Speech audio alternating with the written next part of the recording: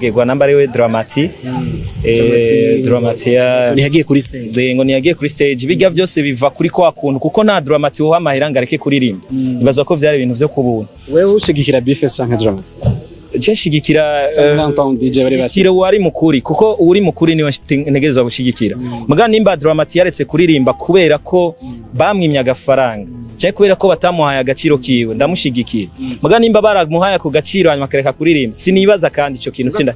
Wasanze nyuma yaho ari indirimbo yatumye DRAMA-T adashobora guhamagarwa na Bifes kuri stage. Bajya abantu bakunda gushika muri Sweden Suisse hariya bakarimba nibaza ko ari y'uburi bukwirikirana biba bimeze gute muri rusange?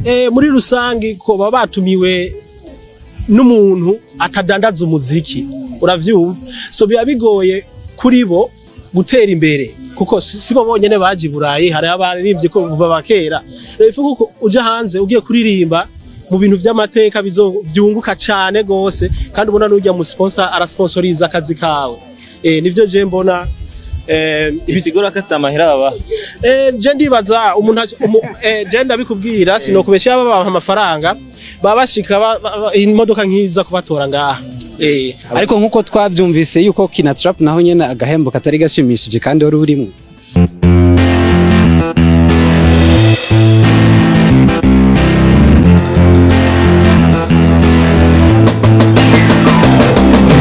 Yes, bakunze open mic.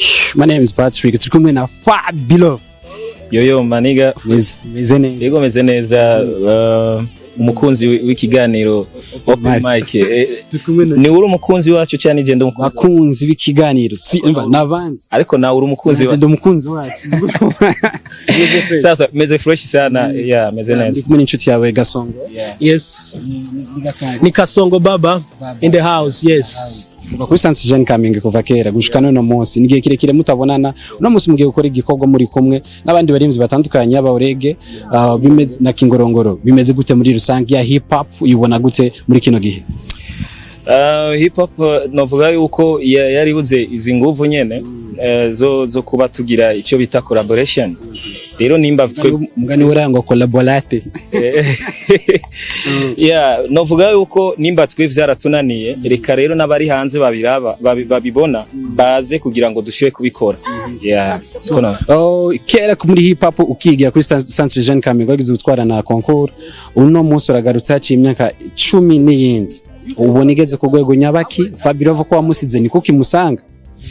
Joko namusize FABELOVE suko namusanze nasanze yaranazimvye kwanza wanashima wanazimvye ko numuririmbyi yihagararako numuririmbyi yigwanirira Kimbega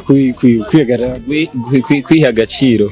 Yes, ariha value yakaziki wakora aritahura ikindi naco yobazimvye kuko iyo abatazimvye ntubumubona mu buri bya bushobo bw'uburofarofa arihagararako nanje ndakunda umuntu ameze uko kuko nanje nivyo nzanye muri industry apana umuntu yorganize ibintu vya mukabare inguririmbo ujya muntu ntari kagurisha umuziki ari kagurisha inzoga, so naha gutwara Burayi abari kagiye kugurisha inzoga ziwe music yawe nta hantu azoyitwara ayikugurishirize nko muri arena guhuze n'aba Davido n'abande ijya nico n'igihugu umuziki ubukwiye kujya ko apana umuziki wo kuja mu ugasanga umuntu ari dandariza ivyiwe kugira nawe agakoresha tala ya apana ko dusubira kumva za show zawumva ngo ari umuririmbyi ataririmbye. Donc ndakunda umpamagaye nze kuza ndirimba urumva aba muri ico gihe tuba twakoze ikintu kimeze neza tuba twakoze ivyunguka kabuze babantu.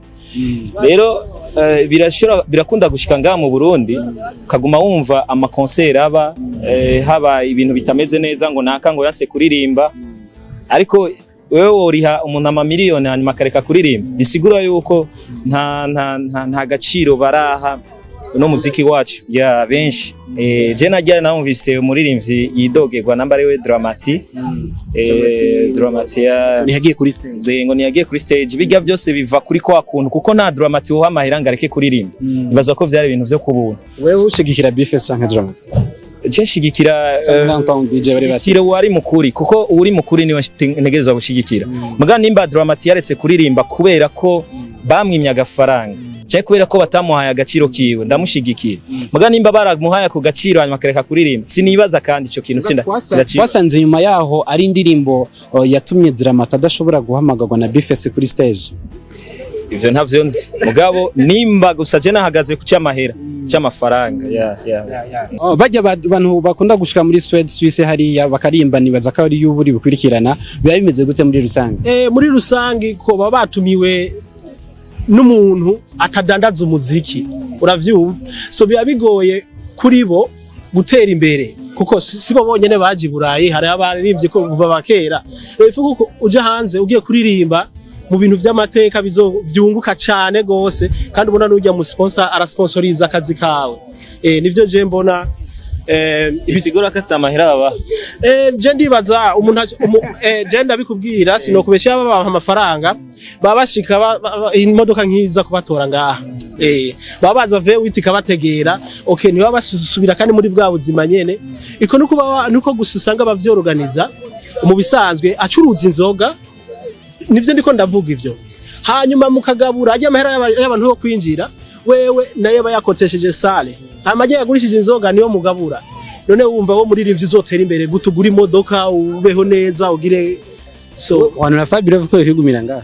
je no hanura FABELOVE ko yigumana agaciro kiwe man igumane value yiwe ibi nivyo bizotuma wewe ashika ku rwego we yifuza tuzi ko abarimvyi bakunda kuronkera mu masho nawe ntakunda kuboneka mu masho acabaho guteka ndatunga n'umuga we wo kuririmba kubera abo bantu borganiza izo show mu bisanzwe bacinyiza abaririmbyi bamwe kugira bamenyekane bagashaka gutumira umuntu wo hanze FABELOVE je ndumva no kutabajamwo ni vyiza bimuha agaciro kuko urabona jewe ico navuga biri mu nzira zibiri donc hariho nivyo hari abinyura abandi kugira ngo bariya ngo ntibaboneke mugabo ikibazo nuko abo binyura abandi baca bemera kujya make kugira ngo baboneke so hanyuma ikigira kabiri naco novuga yuko jewe hari nabo tudakorana kubera ko nyene urumva bashaka ko tuguma muri bwa buzima nyene jewe kugira nze mu giteramo vraiment barabizi n'ibiteramo byinshi maze gusiba ariko kugira nze mu giteramo nuko mba mbona akamaro bishobora kungirira sishobora kuza mu giteramo vraiment kidashobora kungirira akamaro no musumuziki urazimvye rero kubera kino nzokora video zizimvye gute mugenzoba ndiko ndashaka kuboneka gusa ari n'ivyo vyibi byo gusohoka igihugu gasohoka igihugu mu buzima budahinduka mba mbona umenga kibari kibazo ariko nkuko twavyumvise yuko kina trap naho nyene agahembo katari gashimishije kandi wari urimo ijya trapish jewe uzubaze mu baririmbyi bose baje hajya uzubaza abaririmbyi bose bo baraje hajya je nije bemereye condition zishoboka zo hejuru zishoboka kuko ntibari kunyemerera abantu bangana kujya deja n'izindi condition batazishoboye kubera ko je bandondeye mu nyuma bivanye n'abafan ngene barekamye bavuga ati no ntimushobora gukora ikintu cya hip hop nga mu Burundi hanyuma FABELOVE ntitumubone so rero nabaye condition kugira dukorane kandi bazikoreye ko kandi ashima ya vyagenze neza so reka ndabashimire cyane FABELOVE.